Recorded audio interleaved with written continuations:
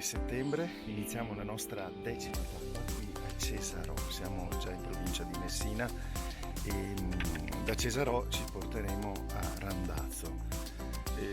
La giornata è bella e così siamo a circa 1100 metri di altitudine e arriveremo sul punto più alto del cammino, 1200 metri, e poi inizieremo a scendere. Meteo Luciano? Oddio, una disperazione. Una disperazione? Ieri abbiamo camminato a 35 gradi, una cosa veramente molto faticosa. Quando arrivano le 11 sì, diventa molto caldo. Vabbè, confidiamo comunque che gli sforzi di oggi non ci mettano a dura prova, insomma. Dai, confidiamo. Pellegrini, ci aggiorniamo, buona giornata.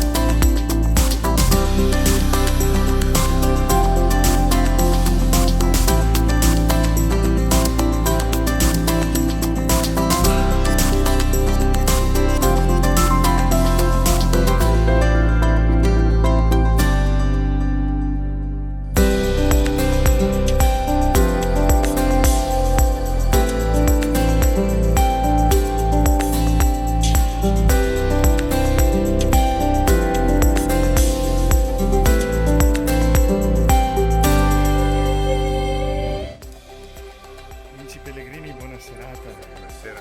Siamo arrivati al termine della nostra 10ª tappa, siamo a Randazzo. Cos'ha di famoso a sto posto? Che è stata capitale del Regno delle Due Sicilie per, non mi ricordo più troppo quanto tempo. Per un mese Carlo V ha concesso, ha portato qui così la sua sede reale per un mese, Randazzo. E ci troviamo nel chiostro dei frati francescani, che adesso è il municipio comune. Comunque, bene, dai, il nostro pellegrinaggio sta andando avanti e domani avremo un'altra bella tappa, ma per domani ci sentiamo. Sì.